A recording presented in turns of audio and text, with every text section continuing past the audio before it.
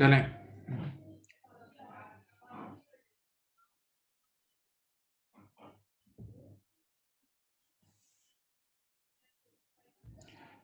बच्चों, मैं आपके साथ पहले ये थोड़ा-सा कुछ चीज़ें लिख लेता हूँ, ताकि जो हम बात करेंगे ना, वो आपके पास रिटन फॉर्म में होगा तो ज़्यादा बेहतर है, ठीक है ना? मैं लिख रहा हूँ कुछ चीज़ें।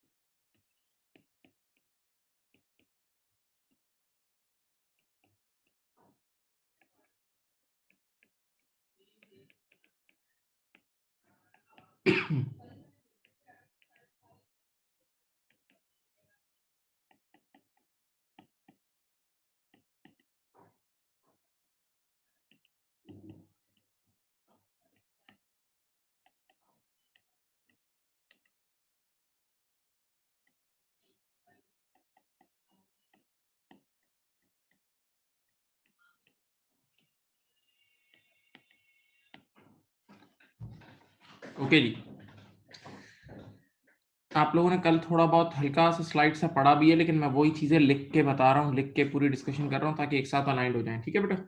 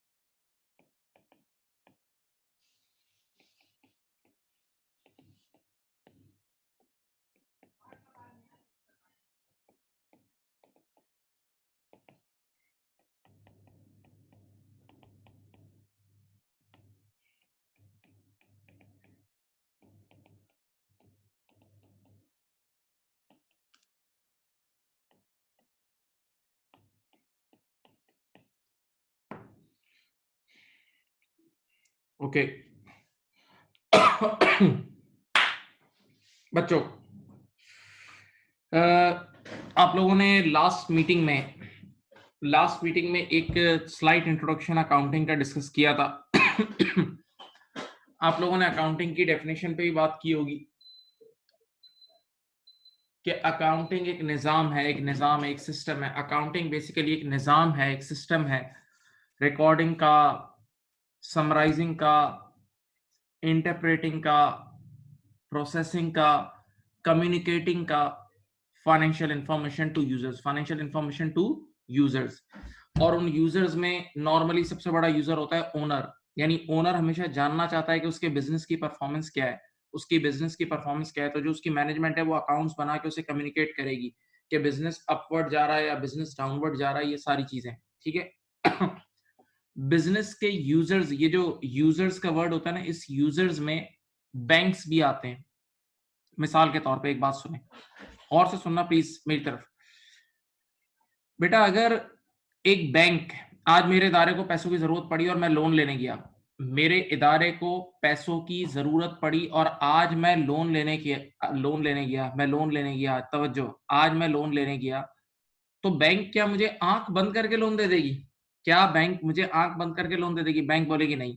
बैंक बोलेगी कि भाई we need to see your accounts, हम आपकी परफॉर्मेंस देखना चाहते हैं कि क्या वाकई आपके अंदर ये सलाहियत है कि आप ये लोन आराम से वापस कर पाओगे। तो ये चीज साबित करने के लिए हमें अपने अकाउंट्स दिखाने पड़ेंगे, जिसमें हमारी अर्निंग कैपेसिटी और हमारी पास्ट परफॉर्मेंस सब नजर आ रही होगी। उसको देख के बैंक डिसाइड करेगी कि लोन देना है नहीं देना।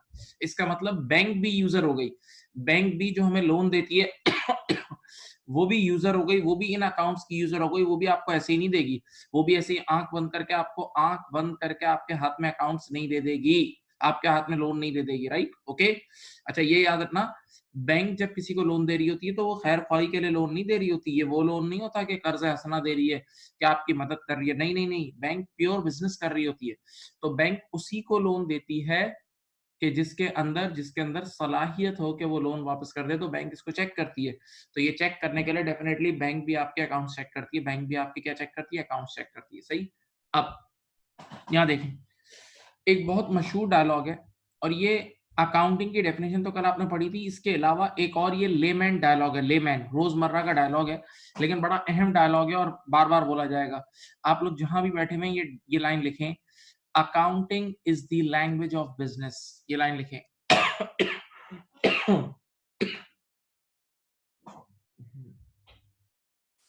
Accounting is the language of business. Accounting is the language of business. Accounting is the language of business. Accounting is the language of business.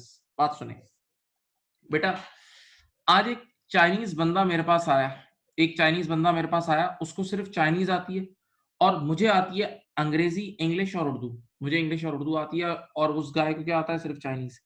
तो मैं तो उसकी बात नहीं समझ पाऊंगा ना। तो अब या तो मुझे वो लैंग्वेज सीखनी होगी, या फिर मुझे बीच में एक इंटरप्रेटर बिठाना पड़ेगा, तभी मैं उसकी बात समझ सकता हूं, वरना बात नहीं समझ सकता। तो इसी तरह मैंने एक डायलॉग कहा है कि accounting is the language of business. यानी अगर कभी आपने बिजनेस को समझना है ना, तो विदाउट अकाउंटिंग नहीं समझ सकते। आप किसी बिजनेस को जानना कि बिजनेस अच्छा है या बुरा है, या गुड चल रहा है या बैड चल रहा है, तो उसके लिए अकाउंटिंग आना लाजमी है। अकाउंटिंग आना लाजमी है। ओके। मैं एक मिसाल देता हूं आपको, आप लोग सीखेंगे, जरा थोड़ा सा इन्वॉल्व हो। देखें, माय डियर स्टूडेंट, अगर आज मैं आज मैं एक नया बिजनेस स्टार्ट करता हूं, आज मुझे एक नया बिजनेस स्टार्ट करना है। लेट अस से मिर्चा वाला इंस्टीट्यूट इस वक्त ऑलरेडी एजुकेशन सेक्टर में है। हमारा इंस्टीट्यूट ऑलरेडी किस सेक्टर में? एजुकेशन सेक्टर में। सही है। अब हम चाहते हैं कि हम फूड में भी थोड़ा काम करें, थोड़ा अपने रिस्क को डाइवर्सिफाई करके फूड का काम भी करें। तो ऑप्शन नंबर 1 ये है कि हम सिफर से, जीरो से एक एक पिज्जा शॉप खोलें, जीरो से। तो जीरो से अगर हम पिज्जा शॉप खोलेंगे तो डे 1 से हमें कस्टमर थोड़ी मिल जाएंगे, और हमें शुरू में इतना वेट करना पड़ेगा। आहिस्ता आहिस्ता करके हम कस्टमर्स बनाएंगे, और कई सालों बाद मुमकिन है हम ग्रो हो या ना हो, जरूर थोड़ी है फूड में भी हम चल जाएं। सही है। तो अगर नया बिजनेस स्टार्ट करना है तो उसका एक तरीका क्या है? तरीका नंबर 1 क्या है?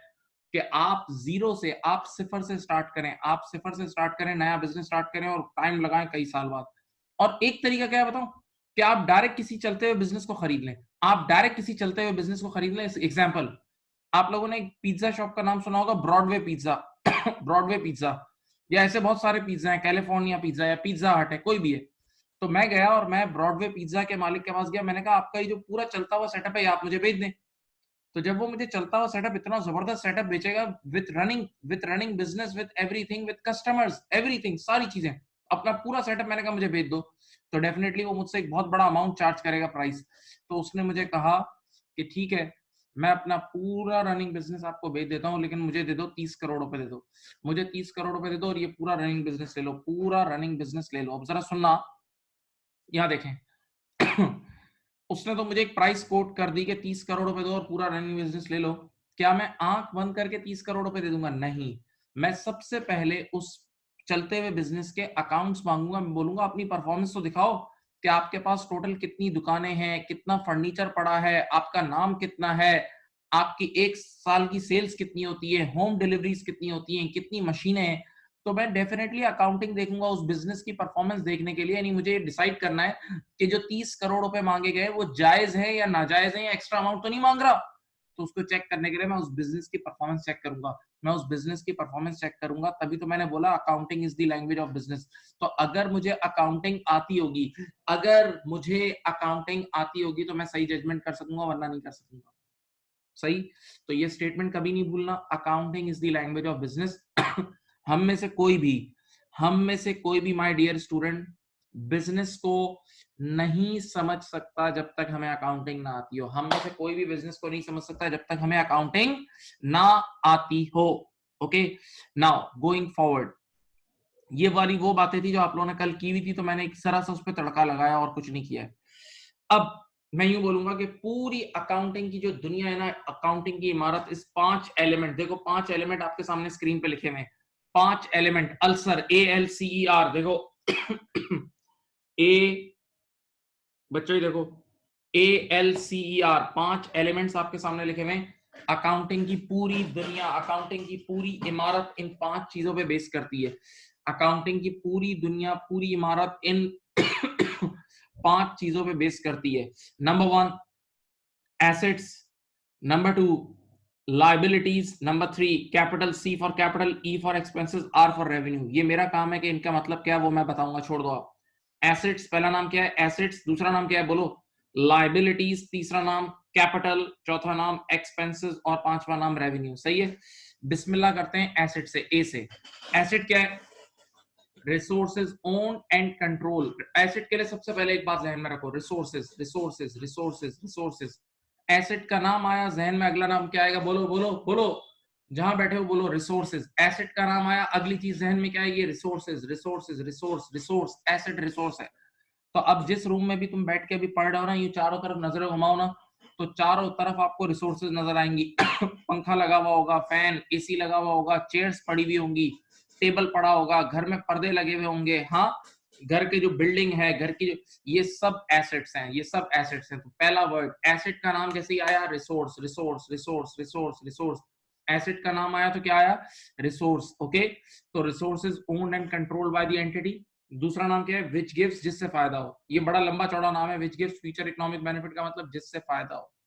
और तीसरी चीज, which has a monetary value, जिसकी मॉनेटरी वैल्यू हो। क्योंकि अगर मॉनेटरी वैल्यू नहीं होगी तो आप रिकॉर्ड कैसे करोगे? अगर मॉनेटरी वैल्यू नहीं होगी, पाउंड्स, डॉलर्स या पैसों में, या उसकी मॉनेटरी वैल्यू नहीं होगी, तो आप उसको रिकॉर्ड कैसे करोगे? तो ये 3 चीजें याद रखना, रिसोर्सेज, रिसोर्सेज, रिसोर्सेज। पहला वर्ड क्या है बोलो? Resources controlled by the entity. Number 2, जिससे फायदा हो, जिससे फायदा हो।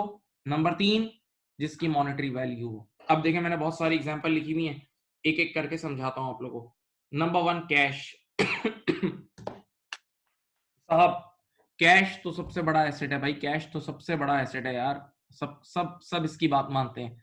जिसके पास पैसा है ना, उसकी बातें सब मानते हैं, बच्चे भी मानते हैं, छोटे बच्चे भी सेट हो जाते हैं आपसे। तो ऐसी सूरत हाल में कैश बिल्कुल रिसोर्स है, उससे फायदा होता है भाई, सब बिल्कुल फायदा होता है। और नंबर 3, जिसकी उसकी मॉनेटरी वैल्यू है, जितना 1000, 2000, 10,000, 1 करोड़, 10 करोड़।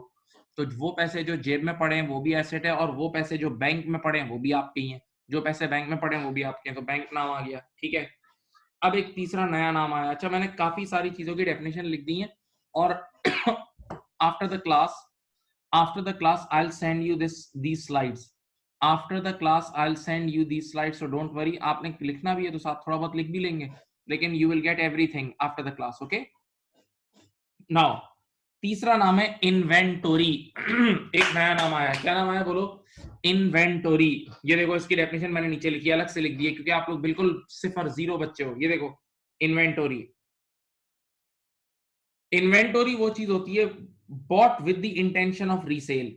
वो एसेट होता है जो बेचने की नीयत से, रीसेल रीसेल रीसेल की नीयत से लिया जाए। वो एसेट होता है जो बेचने की नीयत से लिया जाए, बेचने की नीयत से लिया जाए। जैसे सुपरमार्केट कभी गए, सुपरमार्केट में जितनी चीजें होती हैं सब बेचने के लिए तो होती हैं। सुपरमार्केट में पेप्सी पड़ी होती है, कोक पड़ी हुई होती है, जूसेस पड़े हुए होते हैं, शान मसाला पड़ा होता है, चेरी ब्लॉसम पड़ी होती है। ये सब ये सब की सब चीजें उन्होंने, माय डियर स्टूडेंट, बेचने की नीयत से ली हुई होती है। ये सब की सब चीजें उन्होंने बेचने की नीयत से ली हुई होती है, बेचने की नीयत से, रीसेल की नीयत से ली हुई होती है। सही? तो सीधी बात है, आप चीजें सस्ती खरीद के महंगी बेचते हो तो इससे आपको फायदा होता है ना, तो ये भी आपका एसेट है। तो इन्वेंटोरी का नाम कभी भी आएगा, इन्वेंटोरी का नाम कभी भी आएगा तो इन्वेंटोरी का मतलब क्या है? बोलो बोलो बोलो। इन्वेंटोरी का मतलब है वो एसेट जो रीसेल की नीयत से, वो एसेट जो रीसेल की नीयत से, वो एसेट जो रीसेल की नीयत से लिया जाए, रीसेल की नीयत से लिया जाए, वो एसेट जो रीसेल की नीयत से लिया जाए। सही है? तो मैंने मिसाल दे दी है सुपरमार्केट में जो इन्वेंटोरी होती है। देन उसके बाद एक और नाम है जिसको हम बोलते हैं रिसीवेबल्स। बेटा बहुत जागे हैं, प्लीज सोने की जरूरत नहीं है। एक और नाम है रिसीवेबल्स। बेटा जी इधर आओ, उसकी डेफिनेशन भी लिख दी। रिसीवेबल्स को रिसीवेबल्स भी बोलते हैं और डेटर्स, ये DEBTORS, लेकिन इसका बी साइलेंट होता है, डेटर्स बोलते हैं। बोलते हैं डेप्टर नहीं बोलेंगे, डेटर्स, डेटर्स। तो रिसीवेबल्स या डेटर्स, रिसीवेबल्स या डेटर्स। प्लीज मेरी तरफ देखें, यहां देखें। When a business When a business does credit sale, देखो माल बेचने के दो तरीके हैं। माल बेचने के, सेल करने के माय डियर स्टूडेंट्स दो तरीके हैं। एक तरीका कैश सेल, बेचा उसी वक्त पैसे आ गए। आपने माल बेचा उसी वक्त पैसे आ गए, just like supermarkets. Supermarkets normally cash sales करती हैं, बेचते ही पैसे आ जाते हैं। और एक और सेल होती है जिसको हम कहते हैं credit sale.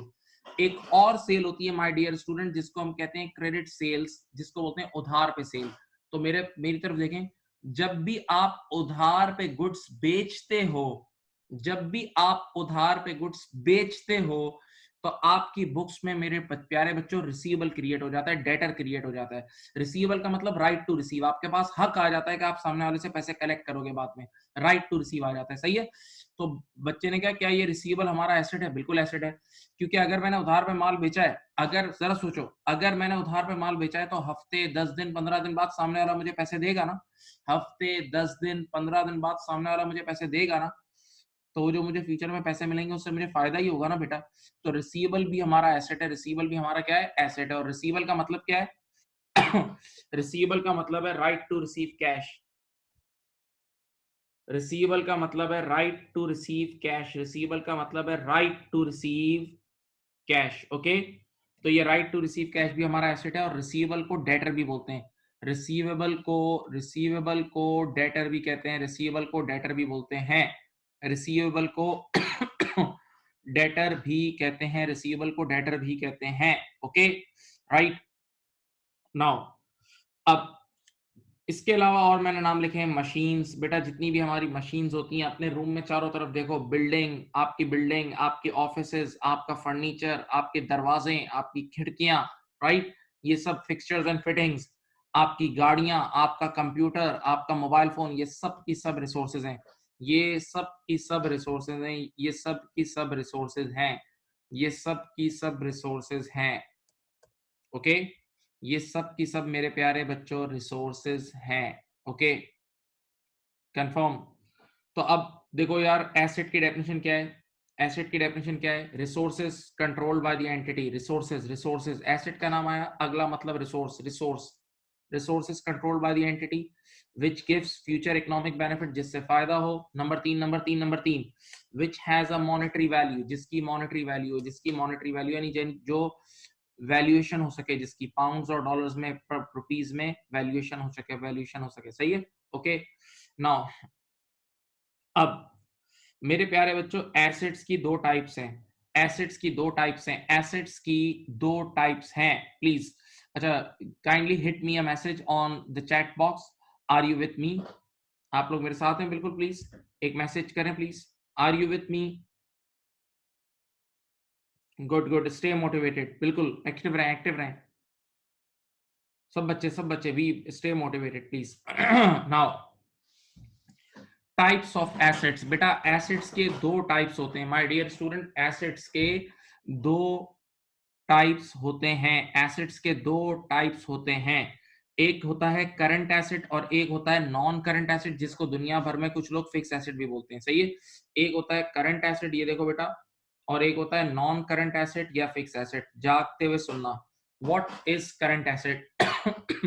What is current asset?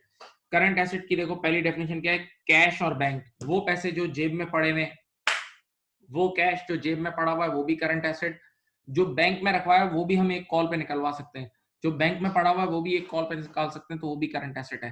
तो वो पैसा, पहली डेफिनेशन देखो, पहली लाइन देखो, कैश, वो पैसे जो जेब में पड़े हुए हैं, वो पैसे जो बैंक में पड़े हैं, वो सब करंट एसेट है। नंबर टू सुनना, रियलाइजेबल, रियलाइजेबल, यहां देखें, एक सेकंड, सॉरी मैंने गलत पेन यूज कर ली। realizable or convertible into cash within 12 months, or convertible into cash within 12 months। वो एसेट जो 12 महीने के अंदर अंदर हमें फायदा पहुंचा दे, एक तारीफ, वो एसेट जो 12 महीने के अंदर अंदर हमें फायदा पहुंचा दे, या 12 महीने के अंदर अंदर कैश में कन्वर्ट हो जाए, 12 महीने के अंदर अंदर कैश में कन्वर्ट हो जाए। अब सुनो इसकी मिसाल, सुनो इसकी मिसाल, सुनो इसकी मिसाल है रिसीवेबल। इसकी मिसाल क्या है? रिसीवेबल। एक मिनट बेटा, आज अगर मैं, प्लीज इन्वॉल्व इन्वॉल्व, आज अगर मैं क्रेडिट सेल करता हूं, आज अगर मैं क्रेडिट सेल करता हूं, आज अगर मैं क्रेडिट सेल करता हूं, सुने, तो जिस दिन मैं क्रेडिट सेल करूंगा, जिस दिन मैं क्रेडिट सेल करूंगा, मेरी बुक्स में रिसीवेबल क्रिएट हो जाएगा। मैं अगर किसी को उधार पर माल बेचूंगा, मैं अगर किसी को उधार पर माल बेचूंगा, तो मेरी बुक्स में रिसीवेबल, मेरी बुक्स में रिसीवेबल क्रिएट हो जाएगा। हाँ, तो रिसीवेबल का मतलब मेरे पास ये राइट आ गया कि मैंने उससे पैसे लेने हैं। तो नॉर्मली आपको पता है हर मार्केट का एक कल्चर होता है, कहीं 15 दिन का उधार चलता है, कहीं 20 दिन, कहीं महीना, कहीं 2 महीना, मैक्सिमम 2-3 महीने से ज्यादा नहीं होता, मैक्सिमम 2-3 महीने से ज्यादा नहीं होता। तो मेरे प्यारे बच्चों, रिसीवेबल, रिसीवेबल एक ऐसा एसेट है जो 2-3 महीने में कन्वर्टेबल इनटू कैश हो, जो 2 या 3 महीने में कन्वर्टेबल इनटू कैश हो, कन्वर्टेबल इनटू कैश हो, 2 या 3 महीने में कन्वर्टेबल इनटू कैश हो, सही है। तो रिसीवेबल भी हमारा करंट एसेट है, क्योंकि वो 12 महीने के अंदर, क्योंकि वो 12 महीने के अंदर कन्वर्टेबल इनटू कैश होता है, वो with in 12 months convertible into cash होता है।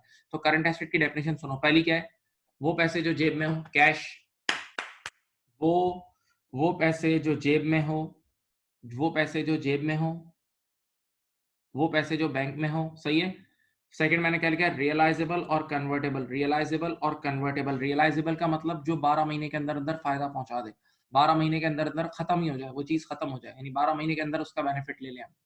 रियलाइजेबल और convertible into cash with in 12 months. तो मेरे प्यारे बच्चों, रिसीवेबल जो एसेट है, रिसीवेबल, नॉर्मली रिसीवेबल 2 महीने, 1.5 महीने, 15-20 दिन में कैश में कन्वर्ट हो जाता है, तो इसीलिए रिसीवेबल भी करंट एसेट है। अब बच्चे ने कहा कोई और नया करंट एसेट भी बताओ, मैंने कहा बता रहा हूं, आप जागें, एक नया करंट एसेट बताता हूं जिसका नाम है प्री पेमेंट। वैसे ये प्री पेमेंट हमारे इस अभी बिल्कुल बेसिक कोर्स में राइट नाउ नहीं है, लेकिन इसका नाम मैं यूज कर रहा हूं अभी, ये अगले 1-2 महीने में नहीं है ये, लेकिन सिर्फ समझा देता हूं व्हाट इज प्री पेमेंट। ये देखो डेफिनेशन लिखी हुई है, प्री पेमेंट की तारीफ क्या है, देखो पढ़ो। प्री पेमेंट की डेफिनेशन है, expenses which have been paid but not yet utilized are called pre payment. वो वो खर्चा कि जिसकी सिर्फ अभी आपने पेमेंट की है लेकिन अभी उसको इस्तेमाल नहीं किया, वो खर्चा जिसकी आपने सिर्फ एडवांस पेमेंट की है but you have not used it, are called pre payment. Example दूं, सुनो, एग्जांपल सुनो। आप लोग जब जैस का कार्ड देखा है, आप लोग के पास अगर यूफोन की सिम है या जैस की सिम है, जो भी सिम है आपके पास, तो आप लोग अपना कार्ड पहले लोड कराते हो, पैसे देते हो, पहले कार्ड लोड करवाते हो और फिर उसके बाद कॉल्स करते हो पूरा महीना। तो पेमेंट पहले करते हो, यूज बाद में करते हो, तो ये प्री पेमेंट है। नॉर्मली अगर आप घर रेंट पे लेते हो, तो अपने लैंडलॉर्ड को एडवांस रेंट पे करते हो और फिर घर को यूज करते हो। हाँ। नंबर 3, आप लोग हमसे पढ़ोगे, हमसे पढ़ रहे हो तो आप हमें एडवांस फीस पहले देते हो। आप लोग हमें एडवांस फीस पहले दोगे और फिर बाद में पढ़ोगे ना। तो प्रीपेमेंट का मतलब पैसे पहले देना, फायदा बाद में उठाना। तो अगर आप जरा सोचें, इस बच्चे ने कहा इसको करंट एसेट आप क्यों बोल रहे हैं, इसको आप करंट एसेट क्यों बोल रहे हैं? क्योंकि नॉर्मली जब हम प्रीपेमेंट करते हैं तो 12 महीने के अंदर अंदर फायदा हो जाता है। नॉर्मली जब हम प्रीपेमेंट करते हैं तो 12 महीने के अंदर अंदर फायदा हो जाता है। मैं एक बार फिर बता रहा हूँ, प्रीपेमेंट का मतलब expenses which have been paid, expenses which have been paid but not yet utilized, expenses which have been paid but not yet utilized, expenses which have been paid but not yet utilized। वो expense जो पे हो गया लेकिन use नहीं हुआ, वो expense जो पे हो गया लेकिन यूज नहीं हुआ, वो प्रीपेमेंट है। वो क्या है? प्रीपेमेंट है। वो एक्सपेंस जो पे हो गया लेकिन यूज नहीं हुआ, वो क्या है बेटा? प्रीपेमेंट है। तो बच्चे ने कहा ये एसेट कैसे हुआ? मैंने कहा सीधी बात है, आप एडवांस पेमेंट करते हो तो फ्यूचर में फायदा होता है ना। आप एडवांस पेमेंट करोगे तो हमेशा फ्यूचर में उस चीज से फायदा होगा, तो इसीलिए ये एसेट है। पहला पहला जवाब। दूसरा जवाब, बच्चे ने कहा क्या प्रीपेमेंट करंट एसेट है? यस। नॉर्मली जब आप प्रीपेमेंट करते हो तो 12 महीने के अंदर अंदर फायदा हो जाता है, 12 मंथ्स के अंदर अंदर फायदा हो जाता है। दैट्स वाई बेटा वो करंट एसेट है। Okay, done.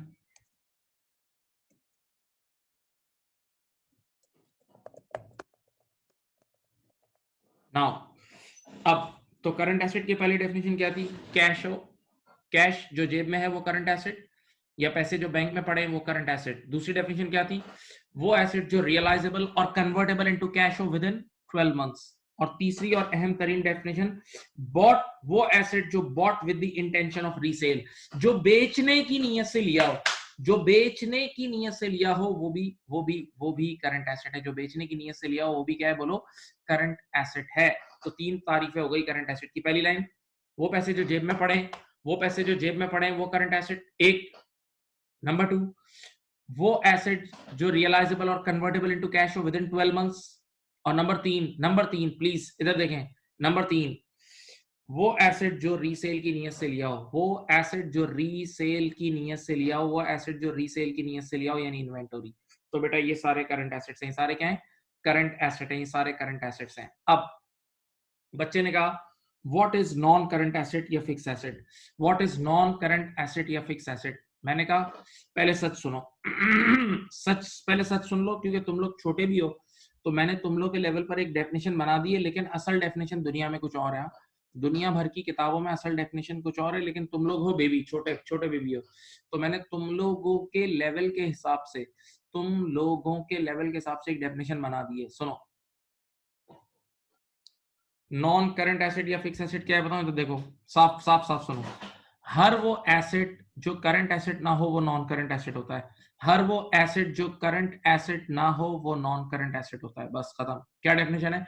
हर वो एसेट जो करंट एसेट की डेफिनेशन को, ये जो डेफिनेशन है ना करंट एसेट की, ये मीट ना करे वो नॉन करंट एसेट होता है।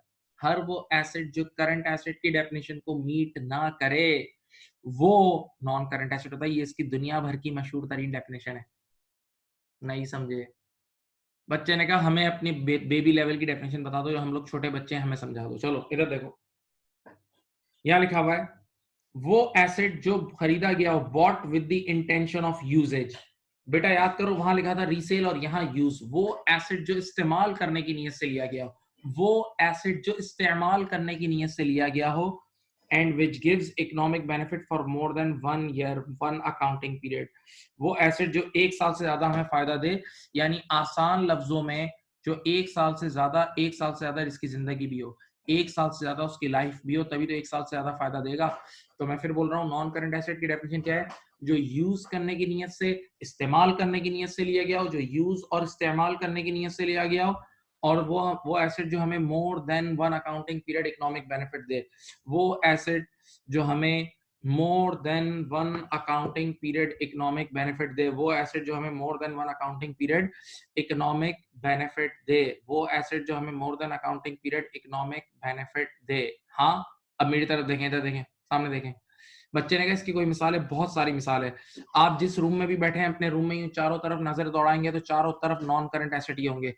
आप अपने रूम में बैठे हुए होंगे, यूं सिर्फ चारों तरफ नजरें दौड़ाएंगे तो आपको चारों तरफ नॉन करंट एसेट ही नजर आएगा, नॉन करंट एसेट ही नजर आएगा। सही है बेटा, अगर आप हमारे इंस्टीट्यूट आके देखें तो हमारे पास जो चेयर्स पड़ी हुई हैं, जितनी भी हमारी चेयर्स हैं, वो सब हमने यूज करने की नीयत से लिए हैं और वो हमें more than one accounting period economic benefit दे रही है, non current asset. Example number 2, हमारा व्हाइट बोर्ड, जो इंस्टीट्यूट पे व्हाइट बोर्ड लगा होता है, वो भी हमने यूज करने की नीयत से लिया है और वो हमें more than one accounting period economic benefit दे रहा है, नॉन करंट एसेट। हाँ, एक मिनट, जिस, ये देखो ये देखें, ये आईपैड, इस आईपैड पे मैं पढ़ा रहा हूँ, मैं जो लिख रहा हूँ आईपैड की स्क्रीन पे लिख रहा हूँ, ये देखो आईपैड की स्क्रीन पे लिख रहा हूँ, इस स्क्रीन पे लिख रहा हूँ, सुनो।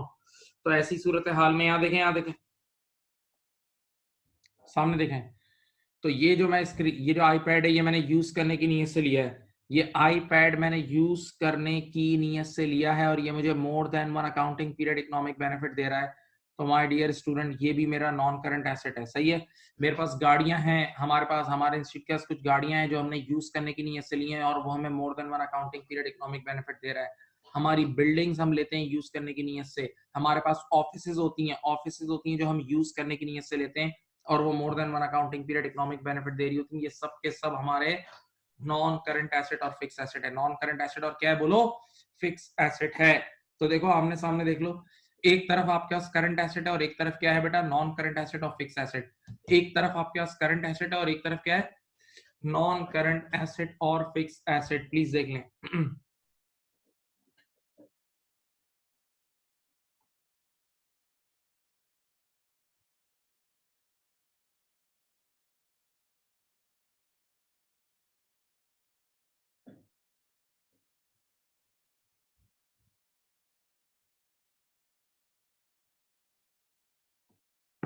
अब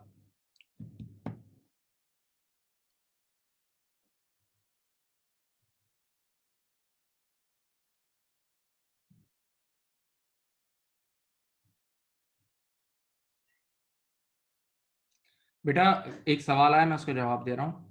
कार एसेट है लेकिन एसेट के भी दो खानदान है। कार एसेट है लेकिन एसेट के अपने दो खानदान है, तो वो नॉन करंट एसेट कहलाएगा। नॉन करंट के आगे एसेट ही तो लिखा हुआ है मेरे प्यारे दोस्त, नॉन करंट के आगे एसेट ही तो लिखा हुआ है, एसेट तो है ही ना भाई। ये दोनों जो स्क्रीन पे देखो इस वक्त, जो दोनों चीजें वो दोनों एसेट है, लेकिन अब एसेट का नाम भी है ना। हाँ, जैसे एक मिनट देखो, पाकिस्तान के अंदर सिंध भी है, पंजाब भी है, बलूचिस्तान भी है।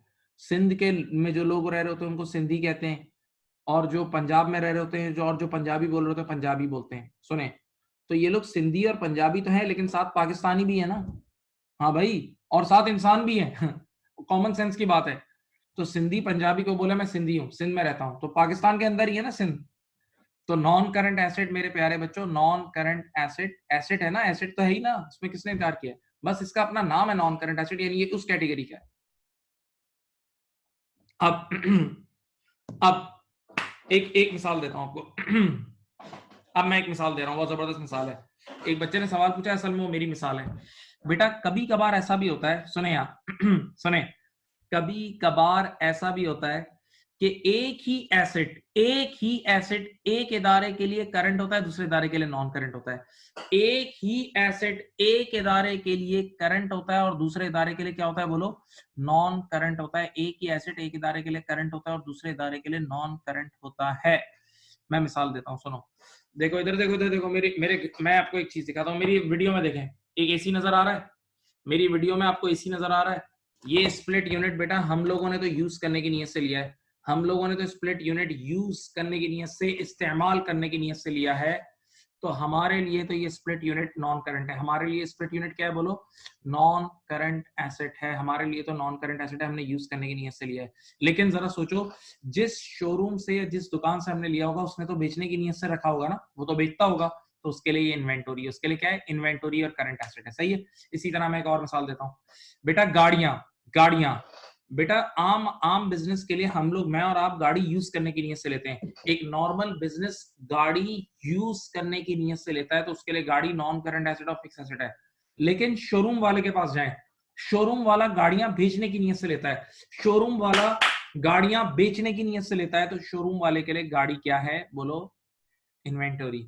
शोरूम वाले के लिए गाड़ी इन्वेंटोरी है, शोरूम वाले के लिए गाड़ी क्या है बोलो, इन्वेंटोरी है, शोरूम वाले के लिए गाड़ी इन्वेंटोरी है। हाँ, ऐसा ही है।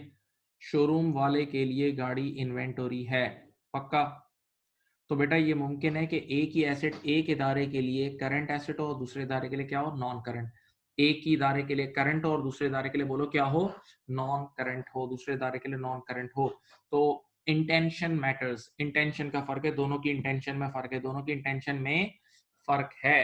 सही, ये देख लें आपके सामने है, ये मैंने करंट और नॉन करंट एसेट ये लिखा हुआ है। और देखें मैं एक बार स्क्रीन मूव कर दूं, ये देखें, ये मैंने आपके सामने एसेट्स की डेफिनेशन लिखी हुई थी। एक नजर देख लें सब, एक नजर सब देख लें प्लीज,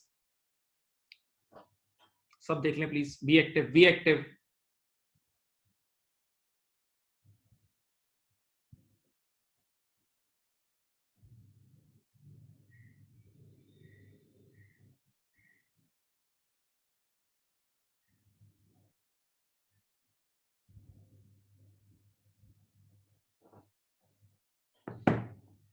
अब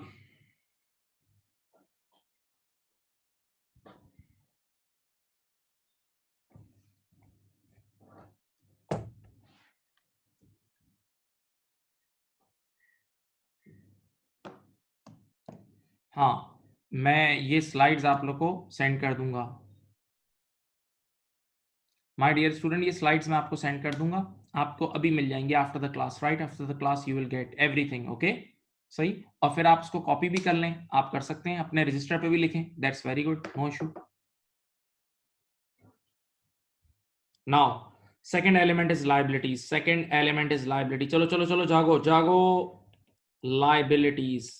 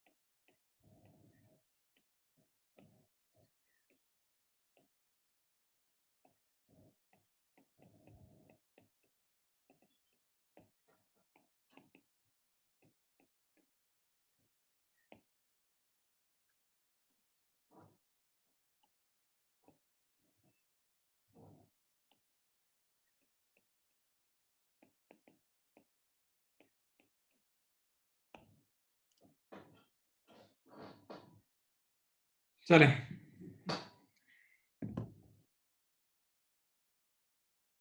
ओके, चले जी। बेटा आप लोगों को मैंने कहा था अकाउंटिंग की दुनिया जो पूरी इमारत जो बेस करती है, ये किस बिल्डिंग पे बेस कर रही होती है? ये बेस कर रही होती है, मेरी तरफ देखें, ये अकाउंटिंग की पूरी पूरी पूरी पूरी बिल्डिंग जो बेस कर रही होती है, ये 5 एलिमेंट्स पे बेस कर रही होती है। Ulcer, ALCER, ALCER। एक जवाब दे रहा हूं।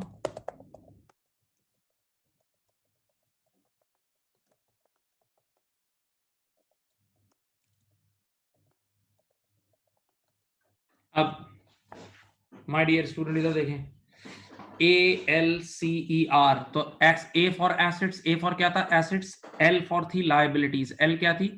L थी लायबिलिटीज। लायबिलिटीज का मतलब उधार, उधार, सादा लफ्जों में उधार। Obligations of business, obligations of business, business ने जो लोन लिए हुए हैं, उधार लिए हुए हैं, जो बिजनेस के लिए पेएबल है, जो बिजनेस को पे ऑफ करने हैं, राइट? ओके, देखो मैंने लिखा है obligations of business which results in outflow of economic resources in future. Outflow यानी जिसकी वजह से आपको फ्यूचर में पेमेंट्स करनी पड़ेंगी, जिसकी वजह से आपको फ्यूचर में कुछ पेमेंट्स करनी पड़ेंगी, यानी जो आपके ऑब्लिगेशन है। इसकी मिसाल क्या है? इसकी पहली मिसाल है लोन्स। अगर बिजनेस ने कोई कर्जा लिया हुआ है, लोन लिया हुआ है, तो डेफिनेटली हमें वो पे ऑफ करना पड़ेगा। अगर बिजनेस ने कोई कर्जा लिया हुआ है तो डेफिनेटली फ्यूचर में हमें वो पे ऑफ करना पड़ेगा, तो वो हमारी लायबिलिटी है। एक और नया नाम है ट्रेड पेबल्स। एक और नया नाम क्या है? Trade payable. मैं चाहता हूं मैं इसकी डेफिनेशन लिख दूं, आप बच्चे छोटे हो तो मैं बिल्कुल बेबी की तरह लिख दूं, सही है? ट्रेड पेबल मैं लिख रहा हूं, ये देखें, what is trade payable. Trade payable का मीनिंग मैं आपको लिख के देता हूं, नोट्स बन जाएंगे आपके।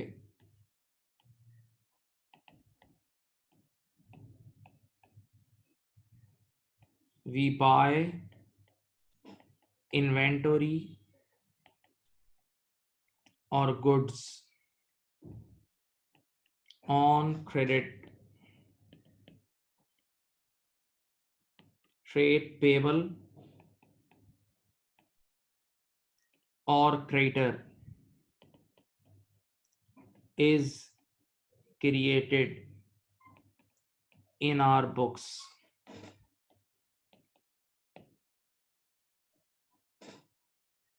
It means we have obligation to pay cash in future. ठीक है? अच्छा, ट्रेड पेबल जो मैंने लिखा है ना, इसका एक और नाम भी होता है क्रेडिटर। ट्रेड पेबल को क्रेडिटर भी बोलते हैं, क्रेडिटर भी बोलते हैं, ट्रेड पेबल भी बोलते हैं, और इसे क्या बोलते हैं? क्रेडिटर। एक और नाम है वो भी लिख देता हूँ, क्रेडिटर। ट्रेड पेबल भी कहते हैं और क्रेडिटर भी बोलते हैं। एक और डेफिनेशन भी यहाँ लिख देता हूँ।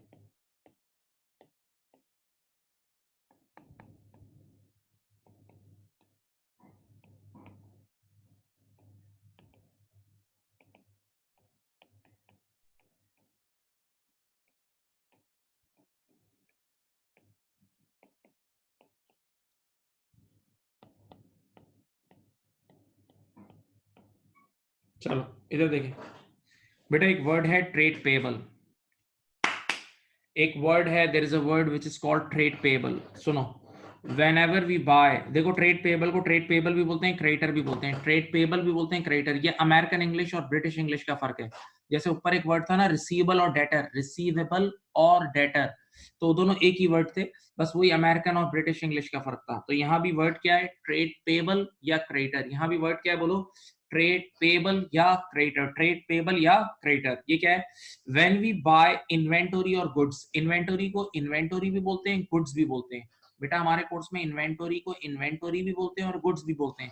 whenever we buy inventory or goods on credit, सुनो, जिस तरह मेरी तरफ देखें, जिस तरह हम उधार पर, हम जिस तरह तवज्जो, जिस तरह हम उधार पर चीजें बेचते थे, यानी बेचते वक्त भी आप कैश पे भी बेच सकते थे, उधार पे भी। जब बेचने का टाइम आता था तो कैश पे भी सेल होती थी और उधार पर भी सेल होती थी। सेम इसी तरह खरीदते वक्त, सेम इसी तरह माय डियर स्टूडेंट इधर देखें, खरीदते वक्त भी उधार पर भी खरीदा जाता है और कैश पे भी खरीदा जाता है। कई बार आप चीजें कैश पे खरीदते हो तो उसी वक्त पैसे देके, हाँ, और कई बार आप उधार पे परचेजेस करते हो जिसको हम क्रेडिट परचेजेस बोलते हैं। तो whenever we buy when we buy inventory or goods on credit, credit का मतलब उधार, तो ट्रेड पेबल और creditor is created in our books. यानी अगर आप उधार पे गुड्स खरीदोगे तो आपके ऊपर लायबिलिटी आ जाएगी, आपके ऊपर पेबल आ जाएगा, आपके ऊपर क्रेडिटर आ जाएगा। You need to pay, right? It means we have obligation to pay cash in future. सही, तो ख्याल रखना, ट्रेड पेबल कब आएगा, जब भी आप उधार पर गुड्स खरीदोगे, जब भी आप उधार पर गुड्स क्या करोगे, खरीदोगे, राइट? नाउ तो बेटा हमारा हमारा ये जो अब सेकंड एलिमेंट चल रहा है उसका नाम है लायबिलिटीज। उसका नाम क्या है, लायबिलिटीज। लायबिलिटीज की डेफिनेशन क्या है, obligations of business, obligations of business which results in outflow of economic resources, which results in outflow of economic resources. Example क्या है, लोन्स हैं, ट्रेड पेएबल्स हैं, और मैंने एक नाम लिखा है अदर पेएबल्स, एक नाम मैंने लिखा है अदर पेएबल्स। अदर पेबल्स में भी ऐसी बहुत सारी चीजें होती हैं, कई बार आप मशीन्स वगैरह उधार पे खरीद लेते हो चीजें, तो उन सब की भी आपको पेमेंट्स करनी पड़ती हैं। आप बहुत सारी सर्विसेज भी उधार पे खरीद लेते हो तो उनकी भी आपको फ्यूचर में पे ऑफ करना है, तो वो सब आपके अदर पेबल्स में आ जाते हैं। वो सब किस में आ जाते हैं, अदर पेबल्स में आ जाते हैं। Now just like two categories of assets, we just studied the two categories of assets, current assets and non-current assets, current assets and non-current assets। similarly liabilities की भी दो categories होती हैं, liabilities की भी दो categories होती हैं my dear student, current liabilities and non-current liabilities। liabilities की भी दो categories होती हैं my dear students, current liabilities and non-current liabilities। और ये तो बहुत आसान है, एसेट बहुत लंबा चौड़ा था, ये बहुत आसान है। इसकी बस एक पहचान है, सिर्फ एक पहचान बताऊं, इधर देखो, करंट लायबिलिटी क्या है, जो विद इन 12 मंथ्स पेएबल हो। ईयर एंड पे अगर आप खड़े ना अकाउंटिंग पीरियड के एंड पे, तो वहां से 12 महीने के अंदर अंदर, 12 महीने के अंदर अंदर, 12 महीने के अंदर अंदर, 12 महीने के अंदर अंदर जो लायबिलिटी पेएबल हो वो करंट लायबिलिटी है। जिस लायबिलिटी को 12 माह 12 मंथ्स के अंदर अंदर सेटल करना हो, जिस लायबिलिटी को 12 मंथ्स के अंदर अंदर पे ऑफ करना हो, वो क्या है, करंट लायबिलिटी है, वो करंट लायबिलिटी है। जिस लायबिलिटी को 12 मंथ्स के अंदर अंदर सेटल करना हो वो क्या है बेटा, वो करंट लायबिलिटी है, वो करंट लायबिलिटी है। तो जनाब ये नॉन करंट लायबिलिटी क्या होती है, नॉन करंट लायबिलिटी क्या होती है, सुने, वो लायबिलिटी जो 12 महीने के बाद सेटल करनी हो, यानी लॉन्ग टर्म हो, 12 महीने के भी बाद, जिसकी रीपेमेंट डेट 12 महीने के बाद लाए कर रही हो, वो नॉन करंट लायबिलिटी है। बच्चे ने कहा दोनों की मिसालें दें, करंट लायबिलिटी और नॉन करंट लायबिलिटी दोनों की मिसालें दें, दोनों की मिसालें दें। इधर देखें, आइए, करंट लायबिलिटी क्या है, पेएबल विद इन 12 मंथ। सबसे पहली मिसाल इसकी क्या है, पहली मिसाल है इसकी ट्रेड पेएबल्स। सीधी बात है, आप उधार पे इन्वेंटरी खरीदते हो तो हर मार्केट की अपनी अपनी कुछ नॉर्म होती है, हर मार्केट का अपना अपना एक कल्चर होता है। कहीं 1 महीने का उधार चलता है, कहीं 15 दिन, कहीं 20 दिन, कहीं 25 दिन। तो बस आपको यूं समझे कि आपको 25 डेज के अंदर अगर पे करना है या 1 महीने, तो वो 12 महीने के अंदर अंदर ही हुआ ना। तो trade payables are normally settled within 12 months. Trade payables are normally settled within 12 months. Trade payables are normally settled within 12 months. Okay. Then number 2 क्या नाम है, एक्रूड एक्सपेंसेस। सेकंड नाम क्या है, एक्रूड एक्सपेंसेस। बच्चे ने कहा ये क्या है, ये एक नया वर्ड है और बड़ा जबरदस्त वर्ड है। आपकी अपनी जिंदगी से मैं दो मिसालें दूंगा, सुनो। एक्रूड एक्सपेंसेस का मतलब, ये देखो इधर देखो, एक्सपेंसेस, ये इसकी डेफिनेशन है। एक्रूड एक्सपेंसेस का मतलब expenses which have been utilized, expenses which have been utilized but not yet paid are called accrued। हर वो एक्सपेंस जिसको हमने यूज कर लिया हो जिससे फायदा उठा लिया हो, जिसको इस्तेमाल कर लिया हो, लेकिन उसकी पेमेंट अभी ना की हो, उसकी पेमेंट अभी ना की हो, तो वो डेफिनेटली हम पे उधार होगा। फिर सोचो, हर वो एक्सपेंस जो हमने यूज कर लिया हो, इस्तेमाल कर लिया हो, फायदा उठा लिया हो, लेकिन पैसे अभी उसके ना दिए हो, तो वो एक्रूड होगा, वो एक्रूड होगा, वो एक्रूड होगा, वो एक्रूड होगा। बच्चे ने कहा मिसाल दें, सुने बेटा, नॉर्मली हम पूरा महीना अपने एम्प्लॉय से काम लेते हैं, नॉर्मली हम पूरा महीना अपने एम्प्लॉय से काम लेते हैं और मंथ एंड होने के 5 दिन बाद उनकी सैलरीज देते हैं। तो अगर हम मंथ के एंड पे खड़े हैं, जरा सोचें, अगर हम मंथ के एंड पे खड़े हैं तो हम पूरा महीना अपने एम्प्लॉय से सर्विसेज ले चुके हैं, लेकिन अभी तक हमने उनके पैसे तो नहीं दिए ना, पैसे तो 5 दिन बाद दे रहे हैं, तो मंथ के एंड पर वो उधार होगा, एक्रूड होगा। मंथ के एंड पे वो उधार होगा, एक्रूड होगा, एक्रूड होगा। मंथ के एंड पर उधार होगा यानी एक्रूड होगा, उधार यानी एक्रूड होगा। Okay right. अब इसकी सेकंड मिसाल, के इलेक्ट्रिक का बिल, इलेक्ट्रिसिटी का बिल। बेटा पूरा महीना हम इलेक्ट्रिसिटी यूज करते हैं मेरे प्यारे बच्चों, पूरा महीना हम इलेक्ट्रिसिटी यूज करते हैं और मंथ के एंड के 10-15 दिन बाद इलेक्ट्रिसिटी का बिल आता है और फिर हम पे करते हैं। तो जरा सोचो, पूरा महीना इलेक्ट्रिसिटी यूज कर ली, इस्तेमाल कर ली, फायदा उठा लिया और मंथ के एंड तक हमने उसकी पेमेंट अभी नहीं की, तो बेटा वो भी हम पे एक्रूड है। एक्रूड का मतलब उधार, शॉर्टकट में एक्रूड का मतलब भी क्या है, उधार। यानी वो एक्सपेंस जिससे फायदा उठा लिया, उसको यूज कर लिया, उसको इस्तेमाल कर लिया, लेकिन अभी उसकी पेमेंट नहीं की। तो जब पेमेंट नहीं की तो मेरे प्यारे बच्चों अपने पे उधार होगा ना। जब पेमेंट नहीं की तो मेरे प्यारे बच्चों वो अपने पे क्या होगा, बोलो, वो अपने पर उधार होगा, वो अपने पर उधार होगा। हाँ राइट। अब बच्चे ने कहा एक्रूड एक्सपेंस को तुम करंट लायबिलिटी क्यों बोल रहे हो, तुम एक्रूड एक्सपेंस को करंट लायबिलिटी क्यों बोल रहे हो। मैंने कहा मेरे मासूमों, मासूम बच्चों, एक करंट लायबिलिटी क्या है, जो 12 महीने के अंदर पेएबल हो। करंट लायबिलिटी 12 महीने के अंदर पेएबल हो, तो नॉर्मली एक्रूड एक्सपेंस हमें 10 दिन 15 दिन में पे करना होता है। एक्रूड एक्सपेंस हमें 10 दिन 15 दिन 5 दिन 15 दिन में पे करना होता है। तो भाई जब 12 महीने 5 दिन 15 दिन 12 महीने के अंदर ही है ना, तो accrued expenses are normally payable within 12 months. Accrued expenses are normally payable within बोलो, within 12 months, within 12 months. Okay, तो ये भी करंट लायबिलिटी है। अब एक और नाम है जिसका नाम है बैंक ओवरड्राफ्ट। ये सब लर्निंग की चीजें हैं, जागते रहें। एक और नाम है जिसका नाम, जिसको हम कहते हैं बैंक ओवरड्राफ्ट। एक और चीज है bank overdraft. What is bank overdraft, सुनो सुनो सुनो सुनो, समझाता हूं। यहाँ देखें, इधर देखें, मैं आपको एक टाइम लाइन से समझाता हूँ। ये देखो यार, मेरी बैंक में, सामने तो देखें, मेरी बैंक में मेरे पॉजिटिव 5,000 रुपए 10,000 रुपए पड़े थे। मेरा एक बैंक अकाउंट था, सुनिए, उसमें मेरे पॉजिटिव यानी पैसे पड़े थे, 10,000 रुपए पड़े थे। ठीक है, अचानक से मुझे पैसों की जरूरत पड़ी और मुझे किसी को 15,000 का चेक देना पड़ गया। मुझे किसी को 15,000 का चेक बना देना पड़ गया, तो मैंने यार हिम्मत की, अपनी चेकबुक निकाली और 15,000 का चेक बना के दे दिया।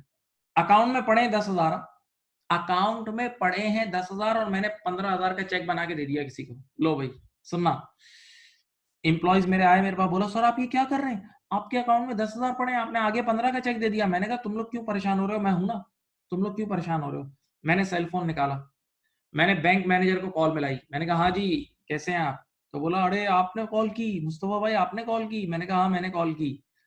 तो मैंने कहा यार मेरे अकाउंट में 10,000 पड़े हैं और अभी चेक दे दिया 15 का, 10 पड़े हैं और 15 का चेक दे दिया। तो उसने मुझे बोला यार आपको तो कॉल करने की जरूरत नहीं है, आप हमारे 20 साल पुराने क्लाइंट हैं, आपको कॉल करने की भी जरूरत नहीं है, आप हमारे 20 साल पुराने क्लाइंट हैं यार, आप तो टिश्यू पेपर पे भी साइन कर दो तो भी हम चेक क्लियर कर देंगे, आप ऐसी पार्टी हो। तो उसने मुझे बोला यार, बोला मसला नहीं है, मैं चेक क्लियर कर दूंगा।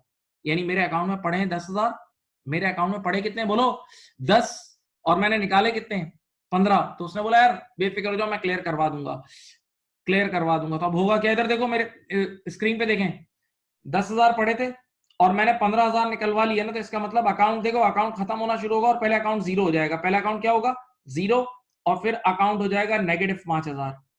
नहीं समझ रहे यार, अकाउंट में पॉजिटिव 10,000 पड़े थे और मैंने 15 निकलवा लिए। अकाउंट में पॉजिटिव 10,000 पड़े थे और मैंने 15,000 निकलवा लिए, मैंने 15,000 निकलवा लिए। तो ऑटोमेटिकली नेगेटिव 5,000 नहीं हो जाएगा, ऑटोमेटिकली नेगेटिव 5,000 नहीं हो जाएगा। This negative 5,000 is called overdraft, this is called overdraft. यानी आसान लफ्जों में, अब मैंने बैंक से लोन ले लिया है, आसान लफ्जों में मैंने बैंक से लोन ले लिया है तो this is a short term loan, this is a short term loan जो मुझे वापस करने हैं, सही है, राइट। तो बैंक ओवरड्राफ्ट एक शॉर्ट टर्म लोन होता है, बहुत जल्द वापस करना होता है, ये शॉर्ट टर्म के लिए लिया जाता है।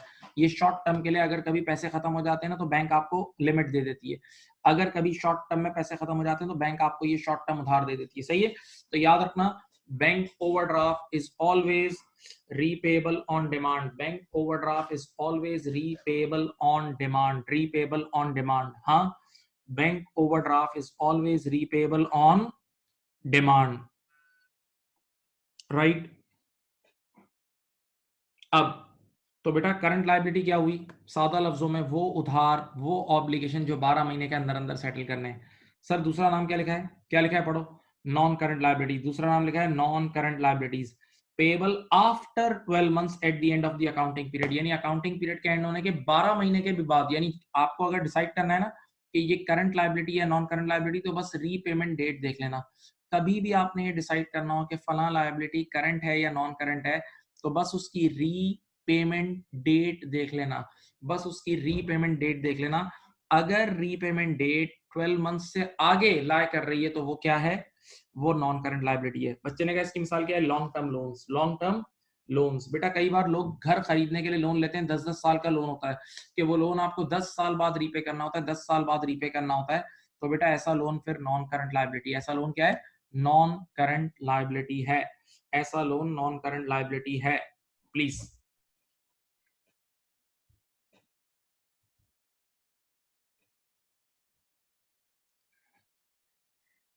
यहां तक आप साथ हैं बेटा, please come on, write a message in the chat box,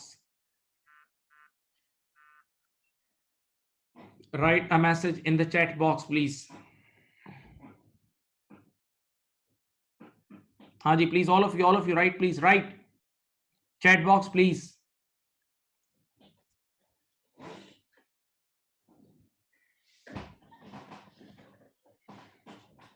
चलो माय डियर स्टूडेंट, अब मैं तुम्हें एक महंगी चीज, देखो एक चीज होती है पहचान, चीजों की पहचान, देखो ये डेफिनेशन तो सबको याद हो जाती है, it's not a big deal. चीजों की पहचान को स्ट्रॉन्ग करो, चीजों की पहचान को स्ट्रॉन्ग करो, मेरी तरफ देखें। अब मैं तुम्हें एक पहचान दे रहा हूं, एक टूल दे रहा हूं, सुनो। अगर आज के बाद तुम्हें पहचानना हो कि कौन सी लायबिलिटी करंट है और कौन सी नॉन करंट है, कौन सी लायबिलिटी करंट है और कौन सी नॉन करंट है, कौन सी लायबिलिटी करंट है और कौन सी नॉन करंट है, इधर देखें। तो इसके लिए बस मैं, मेरी तरफ देख लो बस।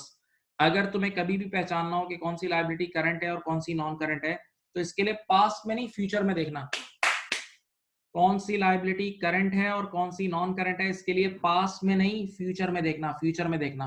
क्यों, सामने देखे, यानी रीपेमेंट डेट देखना, फ्यूचर की रीपेमेंट डेट देखना। अगर रीपेमेंट डेट 12 महीने के अंदर लाई कर रही है तो करंट है, और अगर रीपेमेंट डेट 12 महीने के बाद लाई कर रही है तो नॉन करंट है। मैं एक बार फिर बोल रहा हूं, प्लीज मुलायजा कीजिए, सुने। लायबिलिटी को अगर कभी भी डिसाइड करना हो कि ये लायबिलिटी करंट है या नॉन करंट है, कभी भी आपने ये डिसाइड करना हो कि लायबिलिटी करंट है या नॉन करंट है, तो इसके लिए पास्ट को नहीं देखना, इसके लिए पास्ट को नहीं देखना, बल्कि बल्कि बल्कि फ्यूचर को देखना, फ्यूचर को देखना, उसकी रीपेमेंट डेट को देखना। अगर रीपेमेंट डेट 12 महीने के अंदर अंदर लाए कर रही है तो वो करंट है, और अगर रीपेमेंट डेट 12 मंथ्स के बाद लाए कर रही है तो वो नॉन करंट है। नहीं समझे, समझे या नहीं समझे। अब एक मिनट मैं इसकी एक मश्क करा देता हूं आपको, एक मश्क कराता हूं, एक प्रैक्टिस कराता हूं, प्लीज सुने। यहां देखें, यहां देखें,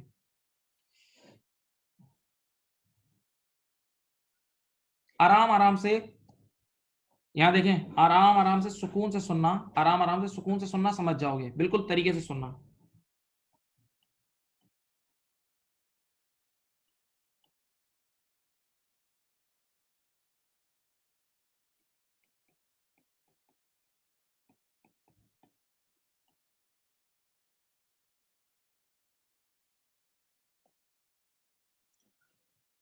बेटा मैंने यहां अगस्त 2016 में एक लोन लिया था 20,000 रुपए का,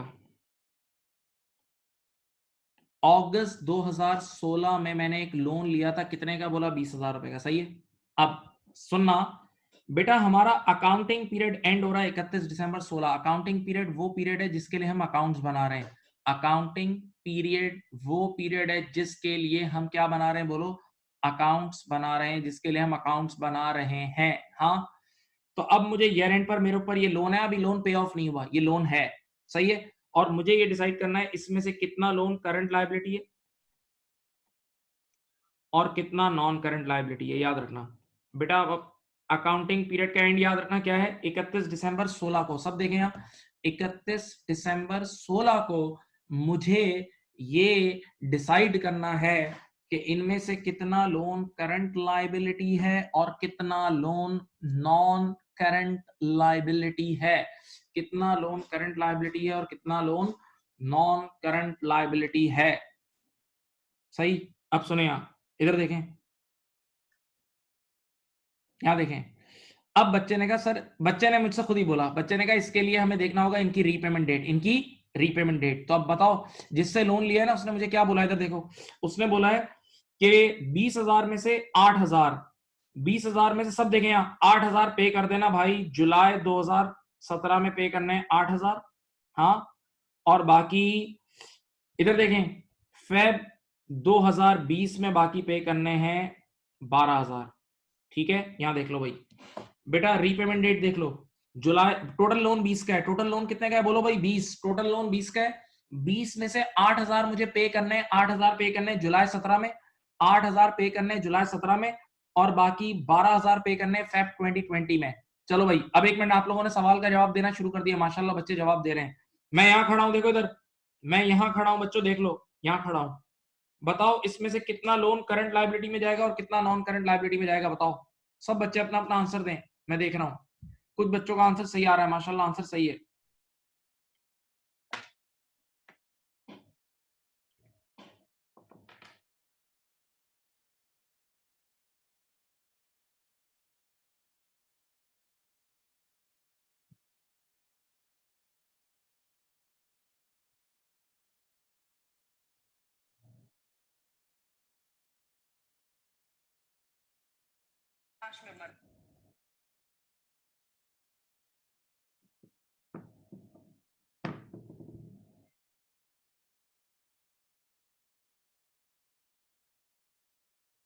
सही है बेटा, देखें, सिंपल सिंपल सिंपल सिंपल सही जवाब आया आप लोग के। देखें, हम लोग इस साल खड़े हैं 31 दिसंबर 16 पे, सिर्फ यहाँ देखें, इस साल खड़े हैं 31 दिसंबर 16 में, सामने देखें।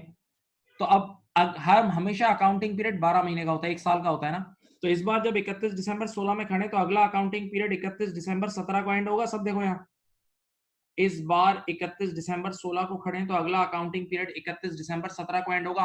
आंखें खोलो, अब बताओ।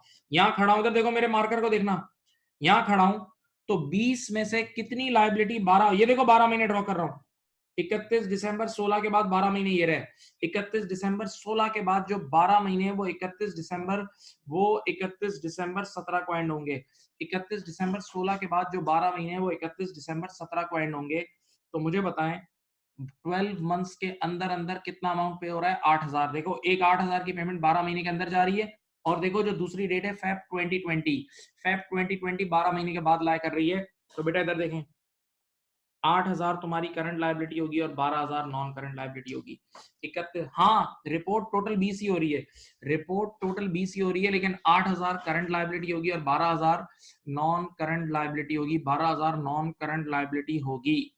हाँ, बोलो भाई, बात समझ गए? बोलो भाई, कुछ बच्चों ने तो सही सवाल का जवाब दे दिया था। Come on come on.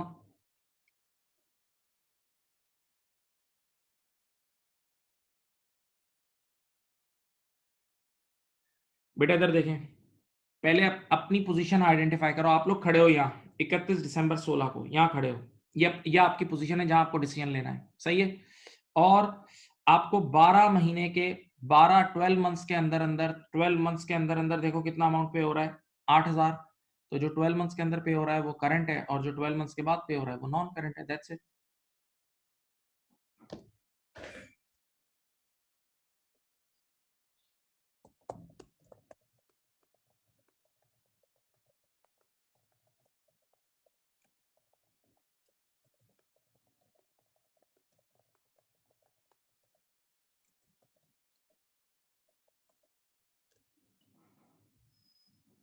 Now कर लिया, समझ गए? बोलो भाई। अब एक और एलिमेंट आपके सामने पेश करते हैं।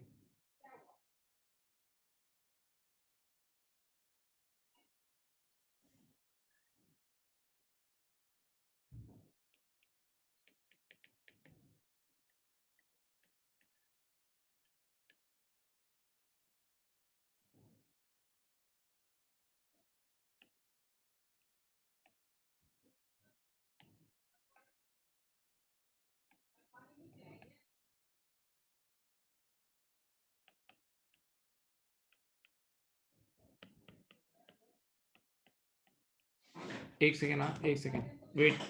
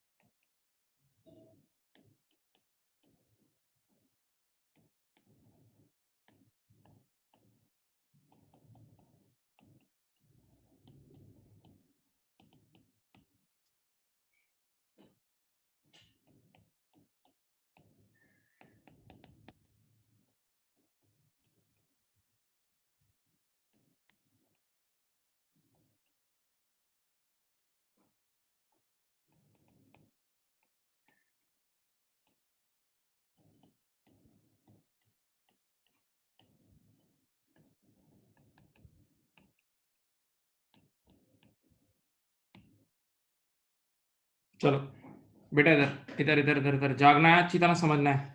मैं काफी जान लगाऊंगा इस पे, आप लोग भी। एक वर्ड है, देखो मैंने वो पूरा नाम क्या लिखा था, अल्सर, ALCER, हम उसी पे हैं अभी तक। Ulcer, ALCER। A is for acids, L is for liabilities, and C is for capital. C is for capital. Capital क्या है समझो। कैपिटल का मतलब, कैपिटल का मतलब इधर देखें, सामने देखें। कैपिटल का मतलब wealth of owner in the business. जो बिजनेस है ना, मेरी तरफ, बिजनेस के अंदर ओनर का हिस्सा कितना है। बिजनेस के अंदर ओनर का शेयर जो है वो कैपिटल है। बस आसान लफ्जों में, बिजनेस के अंदर ओनर का जो भी हिस्सा है वो कैपिटल है। मैं एक मिसाल देता हूं बेटा। आप जिस रूम में भी बैठे हैं ना, समझ लो वो रूम आपका बिजनेस है। थोड़ी देर के लिए सब इन्वॉल्व। आप जिस रूम में भी बैठे हैं, समझ लो वो रूम आपका बिजनेस है पूरा। सही है? तो आप चारों तरफ यूं देखें तो बहुत सारे एसेट नजर आ रहे होंगे। देखो अब इधर इधर देखो, इस रूम में भी आपको ये देखो, ये सारे एसेट नजर आ रहे हैं ना, चारों तरफ ये देखो सब चीजें, लाइट्स वगैरह सब नजर आ रहे हैं ना। क्या मुझे बताओ, ये एसेट फ्री में आ गए होंगे? भाई साहब ये जो चारों तरफ एसेट नजर आ रहे हैं, क्या ये रिसोर्सेज फ्री में आ गई होंगी? नहीं, ये फ्री में नहीं आई होंगी। इसके पीछे या तो ओनर बैठा हुआ है, या तो मैं ओनर खुद अपने जेब से पैसे दे के लाया हूं, या मैंने लोन लिया है। या तो ओनर अपने जेब से पैसे देकर लाया है या लोन लिया है। तो अब जरा सुनो, मैंने अभी अभी ये नया बिजनेस स्टार्ट किया और ये सारे एसेट जो आपको नजर आ रहे हैं ये 1 लाख रुपए के हैं। मैंने अभी अभी ये नया बिजनेस स्टार्ट किया, सारे एसेट 1 लाख रुपए के हैं। लेकिन इस 1 लाख रुपए में से मैं अपने घर से लेकर आया हूं 70, मैं अपने घर से लेकर आया हूं 70,000 और 30,000 के मैंने लोन लिए, कर्जे लिए हैं। तो बताओ बिजनेस के टोटल एसेट तो 1 लाख के हैं, लेकिन 1 लाख में से मैंने कितने मिलाए? मैंने, ओनर ने, ओनर का हिस्सा कितना है? 70,000। तो ओनर का जो भी हिस्सा बिजनेस में होगा वो कैपिटल कहलाता है। वो क्या कहलाता है? कैपिटल। सही है। तो मैं अगर आसान लफ्जों में बात बोलूं तो अगर कोई बिजनेस अभी 1 मिनट पहले शुरू हुआ है, अगर कोई बिजनेस अभी 1 मिनट पहले शुरू हुआ है, अगर कोई बिजनेस अभी 1 मिनट पहले शुरू हुआ है, तो जितना पैसा ओनर घर से लेकर आया होगा ना, इन्वेस्टमेंट लेकर आया होगा, वही कैपिटल है। देखो लिखा हुआ है, resources brought by owner in the business, resources brought by owner in the business is called capital.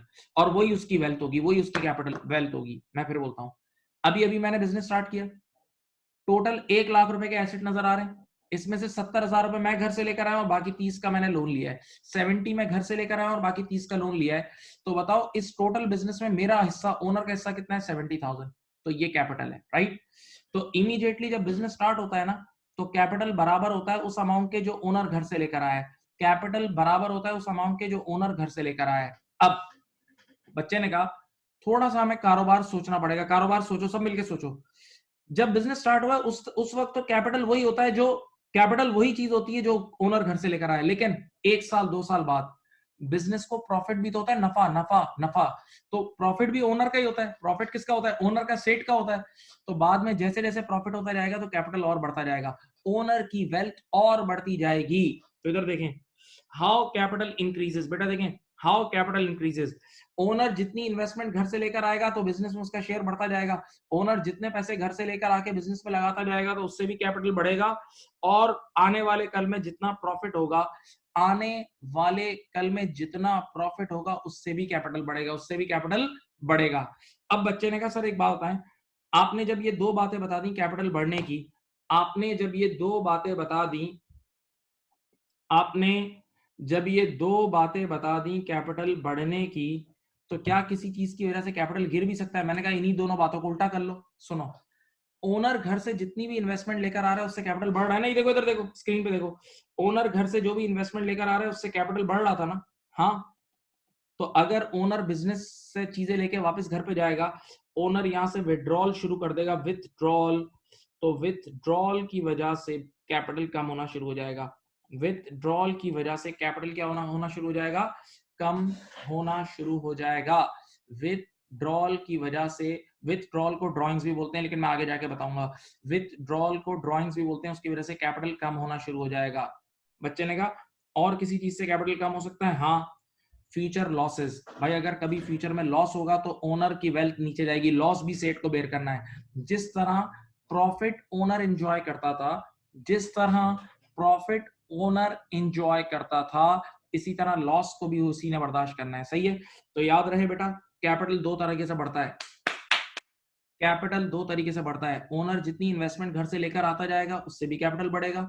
और बेटा जितना बिजनेस को प्रॉफिट होता जाएगा, जितना बिजनेस को प्रॉफिट होता जाएगा उससे भी कैपिटल बढ़ेगा, जितना बिजनेस को प्रॉफिट होता जाएगा उससे भी कैपिटल बढ़ेगा। और कैपिटल डिक्रीज किन वजूहात से होता है? कैपिटल डिक्रीज किन वजूहात की वजह से होता है? एक, जितना आप ड्राइंग्स करोगे उससे भी कैपिटल गिरेगा, जितना आप ड्राइंग्स करोगे उससे भी कैपिटल गिरेगा। ड्राइंग्स का मतलब वापस लेके चीजें जाओगे तो कैपिटल गिरेगा, विथड्रॉल। और बेटा जितना ओनर को लॉस होगा, बिजनेस में लॉसेस होंगे, वो सब ओनर ने बर्दाश्त करने, उससे भी आपका कैपिटल गिरेगा। सही सही। अच्छा एक बात सोचो, चलो, जैसे आजकल के दौर में आप देख रहे हैं, अब ये जो कुछ अरसे तक आपने ये जो कोरोना वायरस की जो वबा आई थी और जो आई है और ये सब जो चल रहा है, इन सब में कितने बिजनेसेस ऐसे हैं कि जिनका रेवेन्यू, कमाई खत्म हो गई है लेकिन कॉस्ट इतनी सारी बेयर करनी पड़ रही है। कमाई तो खत्म हो गई है, कॉस्ट बेयर करनी पड़ी, तो उनको लॉस होगा, बहुत बड़ा बड़ा लॉस होगा। तो उस लॉस की वजह से वो जहां खड़े हैं वहां से नीचे आ जाएंगे, यानी उनकी वेल्थ कम होना शुरू हो जाएगी। तो उनका कैपिटल डिक्रीज होगा, कैपिटल डिक्रीज होगा। तो बेटा आपसे रिक्वेस्ट है एक बार ये पूरी स्लाइड पढ़ें, एक बार ये पूरी स्लाइड पढ़ें और सोचें, दिमाग में घुमाएं, रिवाइंड फॉरवर्ड करें प्लीज।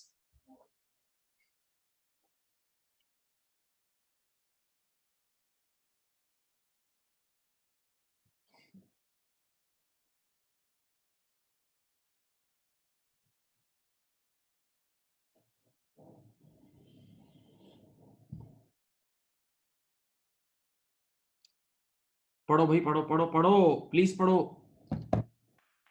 पढ़ो।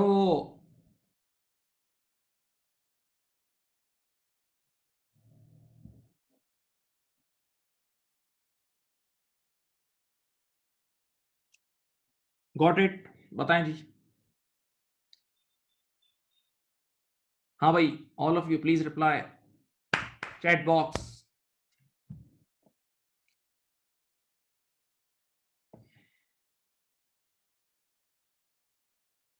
बाकी सब भी रिप्लाई करें, बाकी रिप्लाई करें प्लीज। चलो अब मैं आपसे क्या कह रहा हूँ, आप लोग बहुत बेबी बच्चे, प्यारे बच्चे हो, मासूम बच्चे हो, मैं आपके सामने वो वापस से स्लाइड्स ऊपर लेके जा रहा हूँ, एक बार वापस पढ़ो, ठीक है? छोटे हो अभी, छोटे हो अभी, बड़े नहीं हो भाई, हम सब छोटे हैं, बेबी हैं हम लोग। चलो, मैंने कहा था अकाउंटिंग की दुनिया 5 एलिमेंट्स पे बेस करती है। अल्सर देखो, ulcer, ALCER, assets, liabilities, capital, expenses और रेवेन्यू। ये पहली एसेट्स की स्लाइड है, इसको पढ़ें पढ़ें पढ़ें, सब पढ़ें, देखिए रिकॉलिंग होगी, पढ़ो।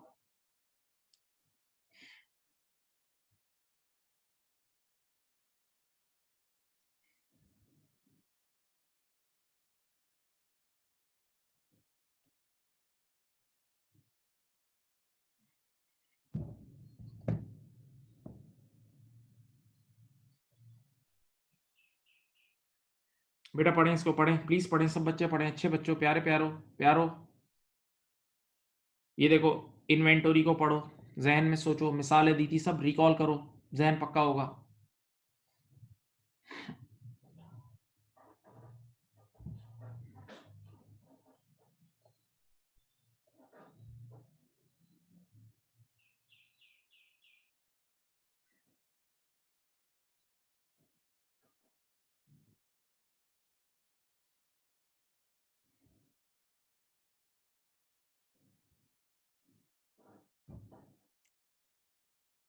बेटा ये पढ़ें, करंट एसेट्स और नॉन करंट एसेट्स, प्लीज पढ़ें, एक बार, एक एक बार पढ़ें, प्लीज पढ़ें, all of you my dear students please.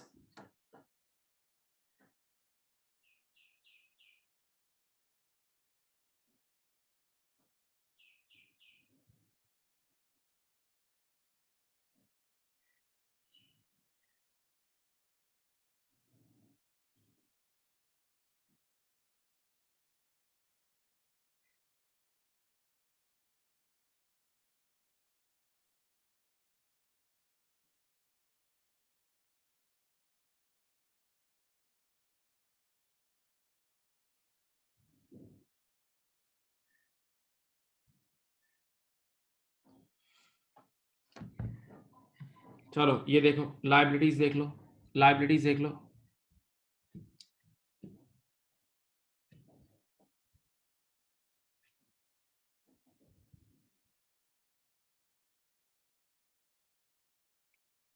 ये देख लें, ये तीनों डेफिनेशंस भी एक बार पढ़ लें।